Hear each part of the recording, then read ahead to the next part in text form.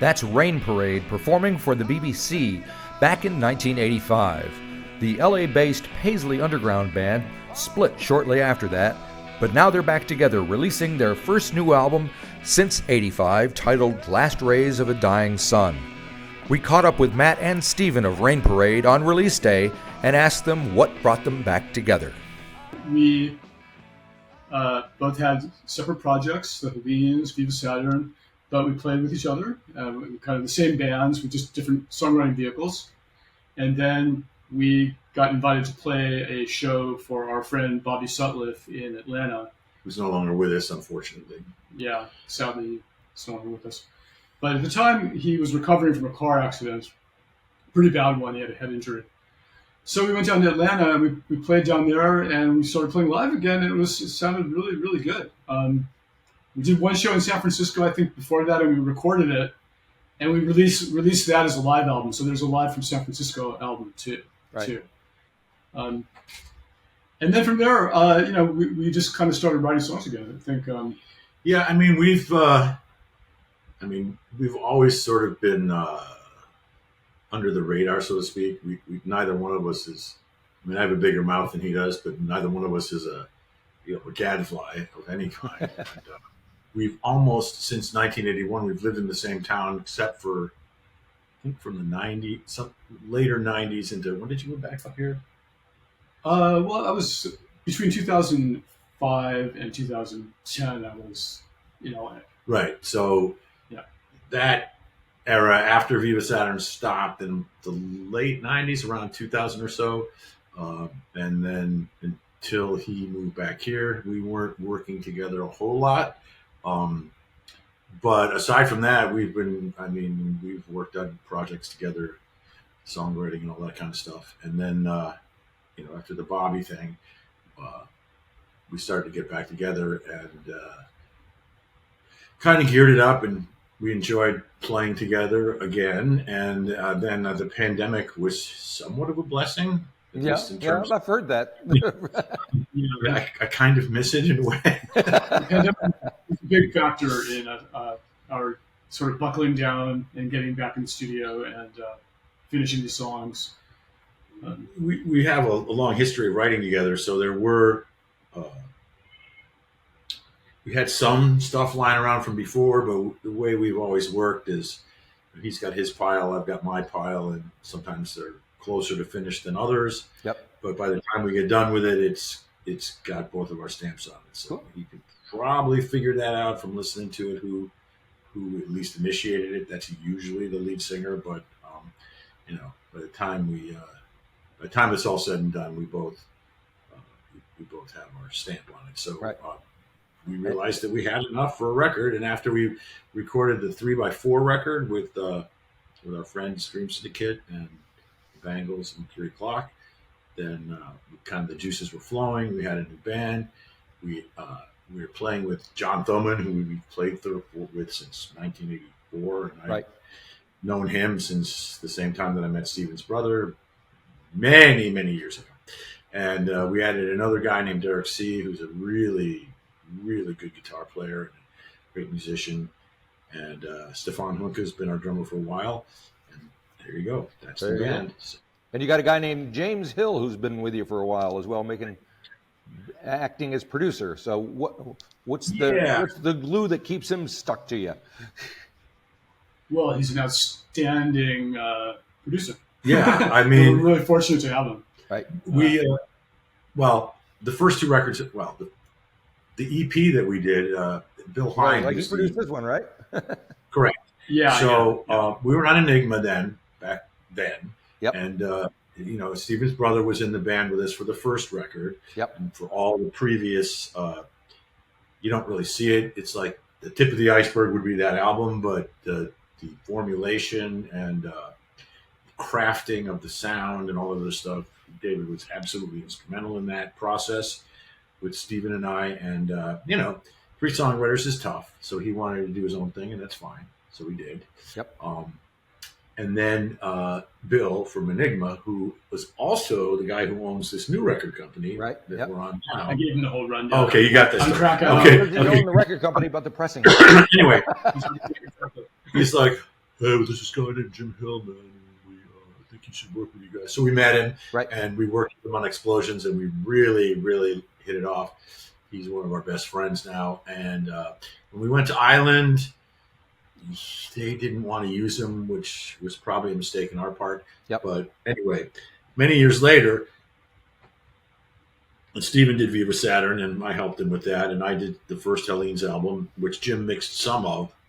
And then when it came time to do the second Helene's album of mine, which Stephen co-wrote a song on that too, I listened to the old one, and I'm like, you know what? Every single song that Jim mixed is better than every single other song. And I was already into it pretty deep. I already had most of it done, but there were a couple more that we were going to do.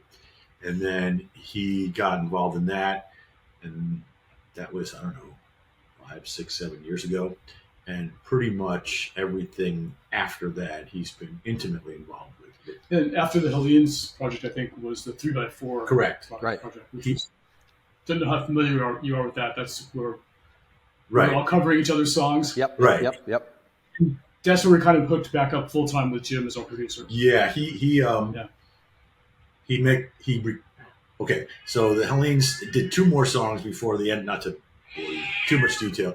That's the master of the house, Chili, who's. I don't know if you can hear my cat I can screaming hear back. it. Sounds great. It's irritating. I'll Yep. take care of it. Anyway, so once I'd figured that out, he recorded 2 of the songs on the last Helene's album, and then he mixed the whole thing, which sounds great. And then Stephen and I started. Then we folded him into the Rain Parade thing, and we did the 3x4 record with all the people who are now currently in Rain Parade. Yep. And it's been, he's been working with us intimately, as he did in the past. He's moved to Nashville subsequently, but it kind of doesn't matter. Right. He's still going to be Cool. It's interesting. So you did the project where you're covering each other's stuff, and I just spoke to a band called what are they called? Sparkle Jets UK, who have just done a similar thing. They're a LA-based band who were in the pop scene of LA in the late 90s, early 2000s, and apparently there were 1,000 bands that were all doing the same thing that I hadn't heard of, other than maybe 3 of them, and so they just released their album as well, covering all these obscure things, and it's kind of Nuggets related, sound wise. So, so Interesting. It's interesting these because you guys are obviously affiliated with the Paisley Underground. Is that something that you're on board with, or is it just something that you got stuck with? both. Yeah, but, I mean, it's it's beyond our control. Yeah. It's all Pat Thomas is calling me right now. I got to tell him. Okay. Say hi. it's all true. The history. We did play together. We were all friends.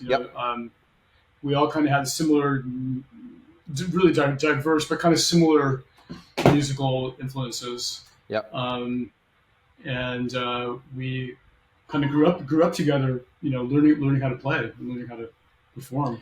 Yeah, I mean, Stephen is from Los Angeles, as is David. I was not. I moved there, stayed with them and their parents when I first got here. And for me personally, the LA scene had gotten a little bit stale. I mean, I thought punk had become a little bit on the rigid and boring side, where it was all screaming and yelling and yeah, I know what you mean.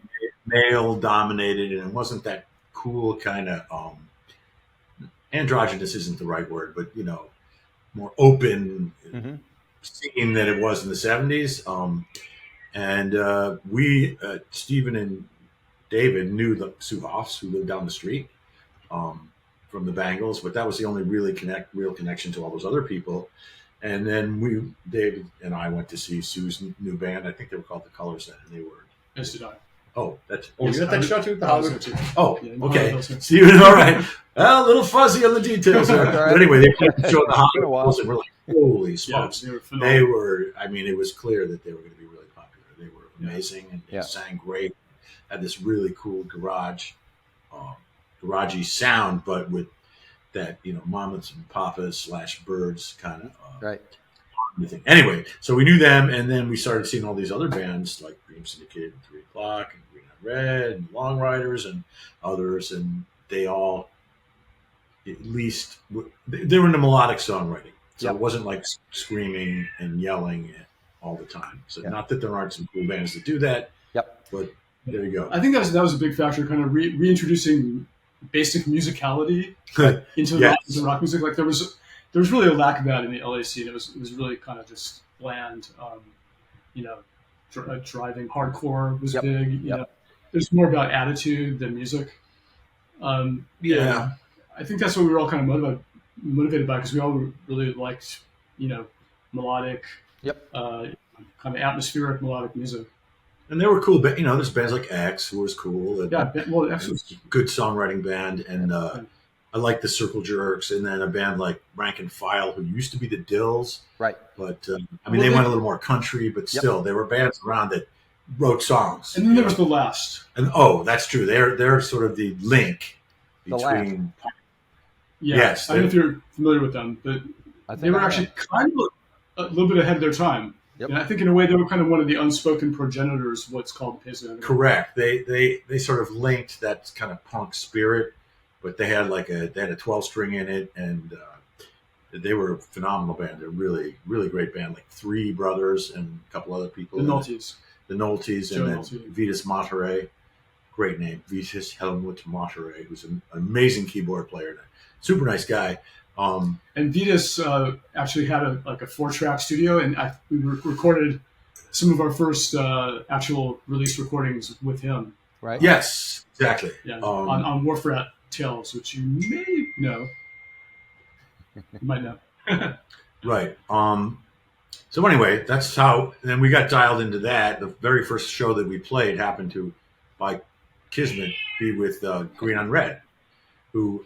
Oh, right. Sort of morphed into a more kind of Americana band later, but their very earliest incarnation was this just amazing, like droney Gretsch guitar with psychedelic organ, and they were kind of 13th floor elevators. Yeah. They had this really cool organ, right? If I'm thinking correctly, and really dark and atmospheric. But Jan Stewart was just an amazing, insightful lyricist, which comes through all his stuff. Yep. And still a very good friend to this day. I texted him today. We complain about politics a lot on text. And, anyway, so those guys are still our really good friends. And Jack Watterson, who now owns a music store in LA. And Chris Kakavas. Chris lives in Germany. Yeah, those guys are like some of our best friends. We toured all over the world with them. Gotcha. Or we encountered them on various tours. Yes, they're great dudes. Man, that cat's angry. Chili agreeing with us, apparently. Okay, we will. Stephen, you should see this cat. This cat is. I can't wait. Bring it on. Brain. There he is. Oh yeah. Oh, okay. Ambassador. Chili's everything. His international debut. Hi, Chili. What's up, dude? Okay. Yeah, he's quite a character. I can tell. That's awesome. Yeah. Anyway, so let's see. Where were we? Well, since you mentioned the Bangles, and bring the conversation back around to your new record, I see you got Debbie and Vicky Peterson on the opening track on Angel Sister. So yeah, they're just wonderful people. It's the nicest people, sharpest tacks, great musicians, great people, and wonderful singers. And there is something to be said for siblings singing together. I agree. Yep. So we got them to sing with us a couple of tunes, and also this band who I can't recommend highly enough, called the Moore Brothers. Okay. We're two brothers from out here who they very acoustic duo, like one acoustic guitar. They both sing, and they're kind of the way I pitch it is it's kind of imagine if the Everly Brothers were playing XTC songs. That's kind of where they're at. Nice. Super nice guys too. And they're actually on the same song as the Peterson sisters. We have the Mitchell sisters here. They're from down on the South Island in Gore. And there's one older sister, Jenny, who started out singing. And then she has two twin sisters who are about 19 years old. And they were up here. They did a little session up here in my place.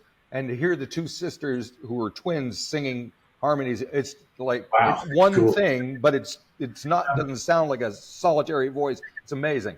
Yeah. Are they identical? Yeah. Wow. It's funny you should say that. If I may tie this together in a bizarre sort of family thing. Go for it. I have two younger brothers who are identical twins, and I have two older brothers who are twins. Oh, really, man? Two sets of twins. And I just discovered a couple of months ago that a great down under musician, Steve Kilby from the church, who's probably, I presume he's a rock star down there. He should be if he's not. He is. Yep. He has two sets of twin daughters. Oh. Who are now, I think they're also performing sometimes with him. I might be wrong about that. But anyway, so there's the twins connection to Down Under and us. Yep. Anyway. Yep. Something in the water? I don't know what. Fertility. Yeah, I guess so. Yes. So back to Angel's Sister. What can you tell me about the song? Why is it the first track on the album? Who wrote it? Give me all the backstory. Something's falling from the sky, more space junk coming in each night. But when I get you on the big screen, you make the blank serene. Coming in live, coming in fire. Say I originated the song. Matt helped contribute to it greatly and produce it. We actually recorded a version of that earlier with Viva Saturn, and it was part of an album that never got released. It was supposed to be on Restless, which is one of the inheritors of the Enigma catalog. Right. So we had the song sitting around forever, and somehow that original earlier version, which was pretty cool, the master tapes got lost. So we decided, like, the song is pretty cool. Maybe we should give it a try. Yep. And actually, I wasn't sure we should. Yeah, I had to bug the crap out of him to do it, and Really? Jim liked it too. And I mean, the other version is cool, and we've been pretty faithful to it. Yeah, but we didn't have the original master, so that, we didn't have a high resolution copy of it, version of it. Yep. So it made sense after some arm twisting. I decided we should go. Yeah, we talked Steve. I agreed to go for to it. doing it again. I mean, and like we were saying earlier, I mean, for sure that is mostly Steven's song, but I mean, by the way we've worked for quite some time is, I mean, it's not like we're Jagger Richards or anything, but like it's a lot easier to just say they're both our songs, and then Then just you do guys that. can battle it out in the background. That's actually it. As the great Levon Helm once said, it's not women that breaks up bands; it's songwriting. Yeah. So we I figured read out a a long book. time. Oh yeah. Oh, yeah. Tremendous. So we figured out a long time ago that it was easier to do that, and Yep. I threw my 2, possibly even 4 cents in on this one, and I think Matt's being modest. He made some really important contribution. It's always that way, I mean, Okay. I don't there's some remember. really well. I kind of remember that there were some really good lyrics that you suggested. Oh, okay. And Yeah, he's right. I wrote the whole thing. and the production, it's a lot of things. The guitar, the arrangements. It's kind of songwriting. There's the initial core, lyric or melody, but then it kind of evolves into something much more, complete.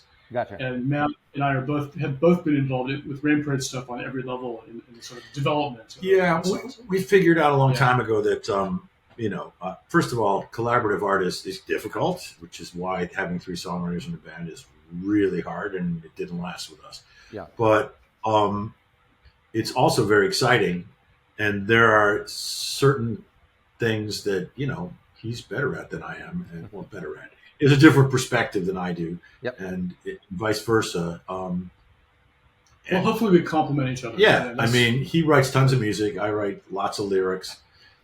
Kind of if he says something about lyrics, I kind of trust his judgment on lyrics a little bit more, and I think that maybe vice versa on music. Maybe musically, I'll soup up some of the stuff he does. Right. So it's like it's a good collaboration. We've been Cool. Jesus, we must have written 100 songs at least since forever. But, So very- Angel's Sister is followed by the title track, Last Rays of a Dying Sun. I picked up the loaded dice.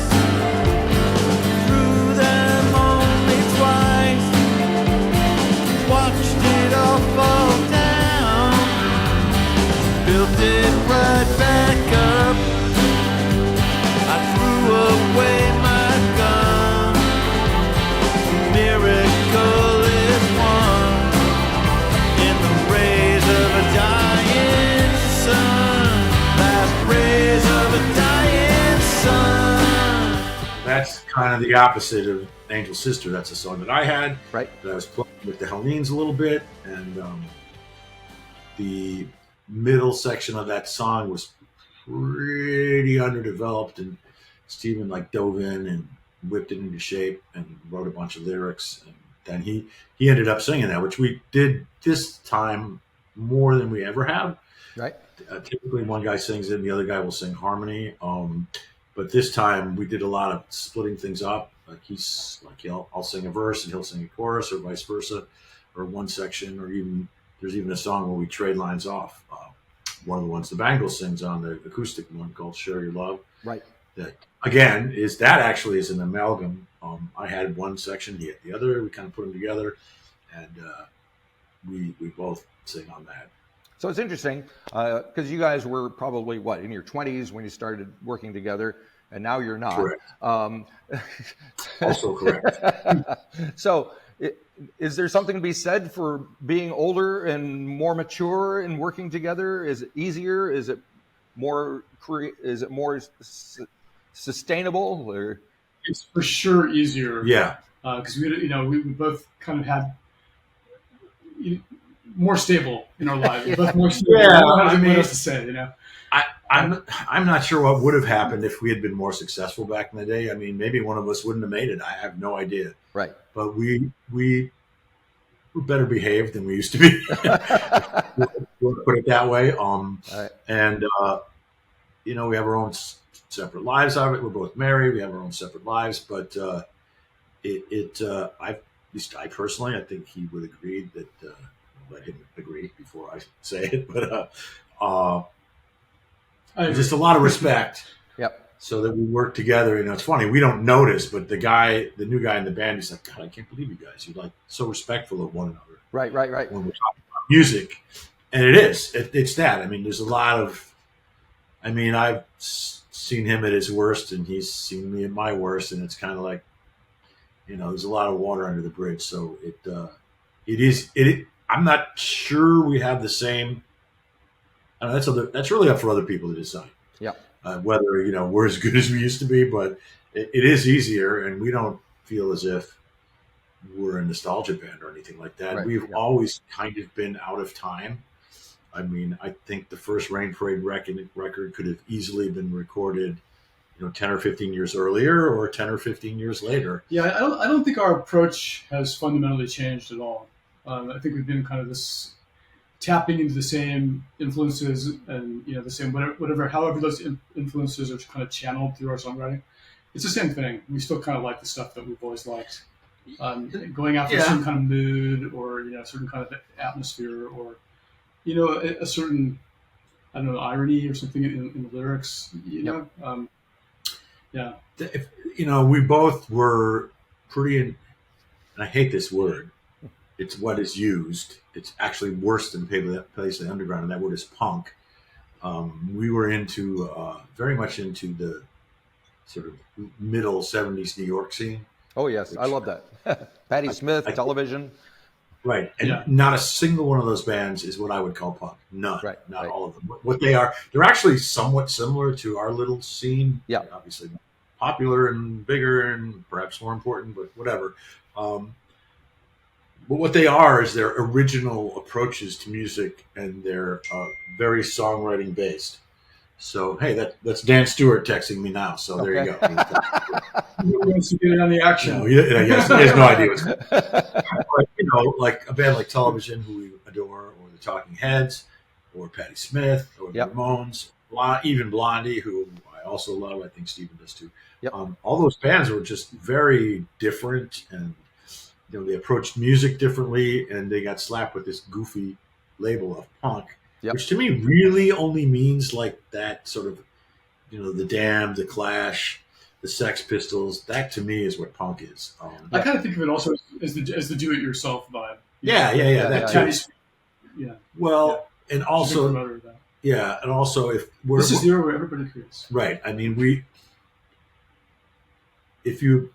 Not that you should, but if one were to dig into our lyrics, I think that's probably where you'd see punk the most. Right.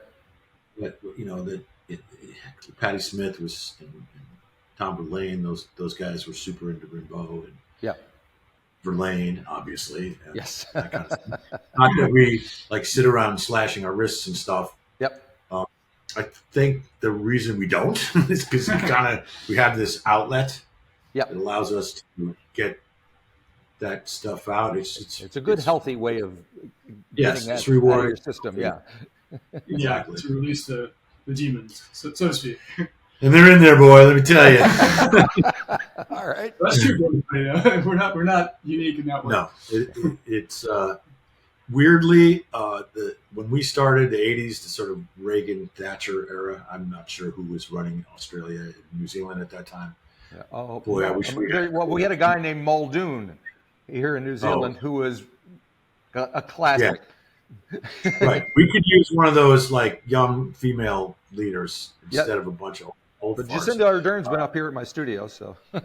What's that? I said Jacinda has been up here at my studio. So. Oh no shit! Oh, that's She cool. recorded a radio program for the 13th floor before she was prime minister, and so she's fantastic. She's been rifling through my record collection, and I got photos and the whole bit. Well, very cool. We'll take her. Yeah, she's yeah. I think you're going to get her. I think she's working in Harvard, so because she's no longer prime minister. So they've offered her a job anyway, when the Reagan Thatcher era, we always seem to be doing well when the country is not. So. Right. Well, you should be doing well now, that's for sure. Exactly. We feel like we're needed right now. It's kind of astonishing. And yes, we're disappointed in our electorate and in end stage capitalism and all that other stuff. And that's, I mean, not that we are like a protest band or anything crazy. It's not like Phil Oakes or Bob Dylan or anything like that. But I mean, one of the things Dan said that we didn't even think about that we sort of liked, he said that this record was a love letter to the planet, and I haven't really thought about it that way, but not consciously, maybe consciously, but it kind of is reflecting on it. Maybe. But I mean, everything you gotta have has to be a voice in a song, and it has to be like not necessarily a person, but a spirit, so to speak, but. Mm-hmm. So it's very individualized, but I think that's, this is dumb. I shouldn't be talking about it. That's for other people to decide. But that's what he said if you liked it. So self-reflection is good. I mean, the album is called Last Rays of a Dying Sun, and you guys are boiling over there, and everybody's talking about climate change everywhere, so, that's relevant. What the heck? Yeah, that's not really what I meant by that. I didn't think so, sure. But these things have a way of presenting themselves in their own special way. True, and it's more about that moment between dark and light. There's like that. That's kind of how I see that. That lyric. Yeah, I mean, it's sort of that the in between. But it also has that hopeful side too, which is kind of like what Steven did in the middle section of that song. Like we have this song called "You're My Friend" that I started writing. Well, it was called "You Were My Friend." And so Steven goes, dude, no, come on, man. How about "You Are My Friend"? And of course he was right, and that's what it is now. So there we go. Now, and there's some pretty cool guitar in Last Rays, and we should talk about maybe your guitar player is what, John? Toman? Well, is that him we are blessed. Well, maybe Steven, you can talk about it. Well, yeah. So we the band has basically 3 guitar players right now. Yep. On the album, Matt, of course, and he's the progenitor of the vibrato on that song. Yep. He's, kind of blends everything together.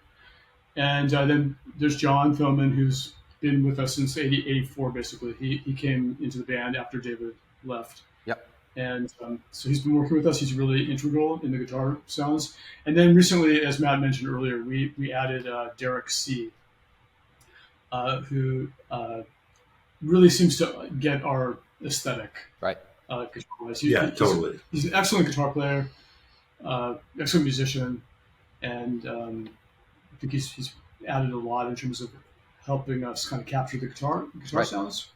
it's really nice to not have to explain things to somebody who just sort of already does it. Yeah. So in that song, there's like that whammy bar thing, and then the sort of watery guitar that's in between all that other stuff. Yeah. I mean, John is that's John, and that's a sound he uses a lot on this record, and he's a tremendous rock guitar player, and that's kind of more his gentle side. Right.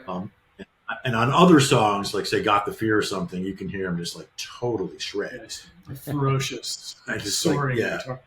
But the break, a lot of the lead is me, but that middle break, the big one, that's Derek. I was playing the song with him down in at my buddy Jack's shop. Jack is a great musician.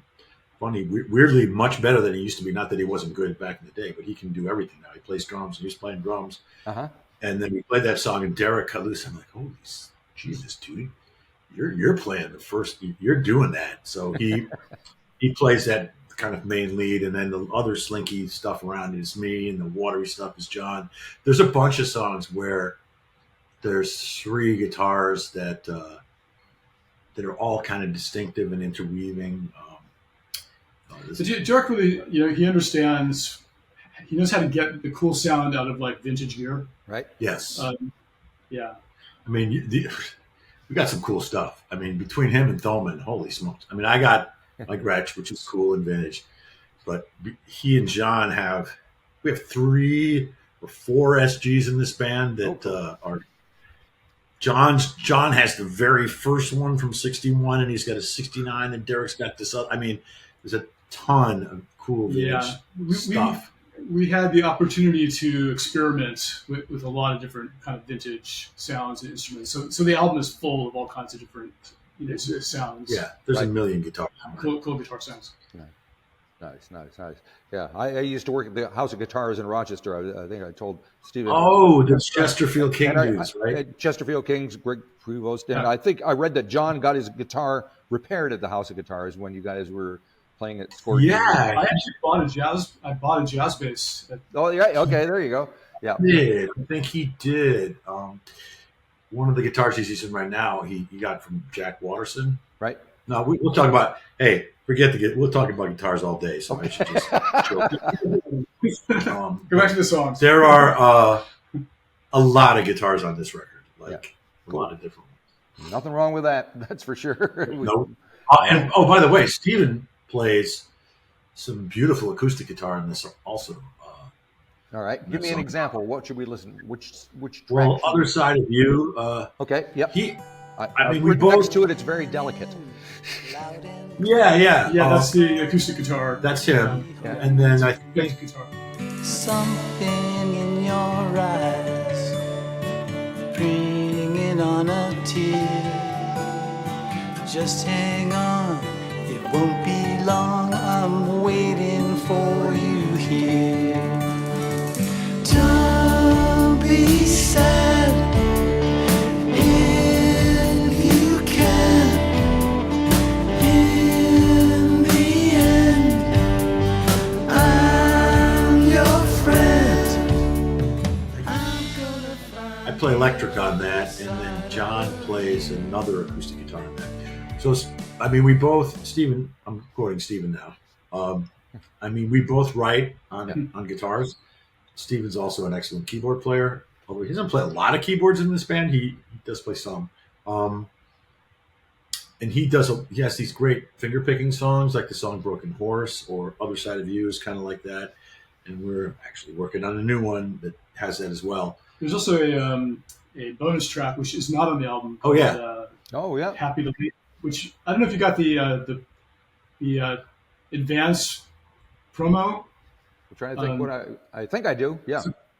It's a 4-song with "Last Rays of a Dying Sun" and 3 other songs.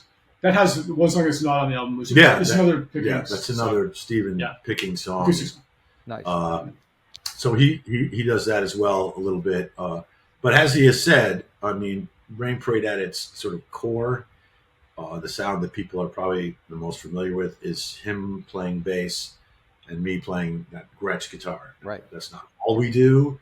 Kind of try to do a little bit more, and then songs kind of they kind of take on a mind of their own. Yeah. I mean, we can try to mess with them, but they usually tell us what to do, and we try to listen. So, I mean, you get that too. You get like a little bit of Steven finger picking, and some of it's me, and some of it's, you know. So there are actually 4 guitar players on the album. It's predominantly John and Stefan and I, and then Derek. Stefan's a drummer. Yep. Sorry, and percussion player. Yep. He's actually an excellent percussion player. He plays all sorts of stuff. He's cool. castanets and weird. I don't even know what you call it. It's not a tabla. It's this thing made out of clay. He's got like a gazillion things going on there too. And you know, that's one of the things that we like about the recording studio is the ability to really stretch it out. You know, right? I mean, not that we're in the same league or anything, but you know, if you ever saw the Pet Sounds tour, it's like there's like 90 instruments up there. Yeah. So you know, we never stopped to add them up, but there's a lot of different instruments. You know, yeah. Organ and Wurlitzer and a harmonium and acoustic piano and synthesizers and guitars of all stripes, 612, Nashville strung, everything. Cool. So when you get out, you have gotten out of the studio. I see you toured the UK earlier this year, right? Yeah, well, that was kind of a different thing. That was a part of us. We kind of did an acoustic tour, right? And it was just me and Matt from Imprint with the Dream Syndicate. We were opening for their UK tour. Gotcha. Which was really great, actually. It was really fun. And then we would play every night. We'd play the encore together. Cool. Do a couple of Electric Rainprint songs. We also did Noisy Way Down with the Dream Syndicates, with Dennis Duck, the Dream Syndicates drummer. Like the nicest person you'd ever want to meet. All right.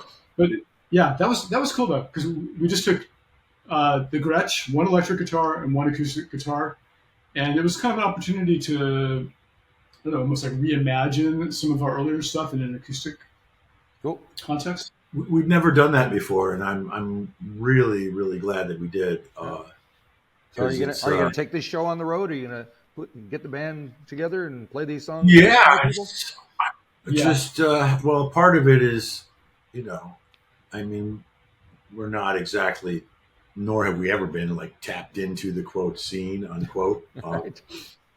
Part of what was a shock to us back in the day was that we were in LA and we couldn't get arrested, and then these people in England kind of went nuts for us, and that really helped a lot. We were able to go back to the homelands, if you were, and that in turn helped us do better in the States. We did, you know, one thing I'll say, you know, we went to England and like we were doing these acoustic songs, and people are like, you can hear a pin drop. It's crazy. Try that in the U.S. They're actually listening. No, it doesn't happen that way. So it was, like Steven said, it was nice to re-examine some of our material. And, you know, also vocally, it was kind of, a good experience because we could hear really well. You know, when you're playing live with an electric band, it can be a little bit more difficult to sing harmony vocals in tune, for example. Yes. This was so nice because it was just really quiet, and you know, we could sing at the right levels, and the blend was really nice, and we had a good sound guy over there. Yeah, I think so. Yeah, it was really fun. I think we actually sing better now, for whatever that's worth. I mean, we don't. It's not the same, obviously, because we're not in our 20s any longer.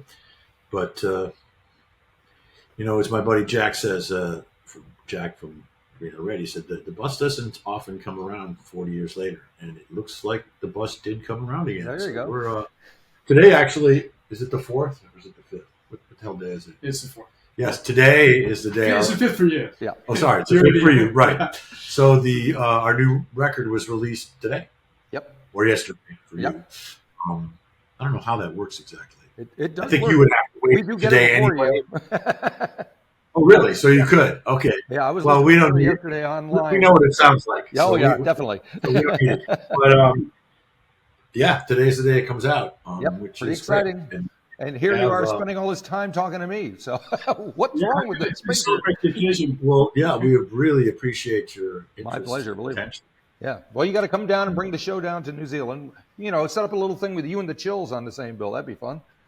That would be Love the Chills. incredibly great. All that Flying Nun stuff is great. Yep.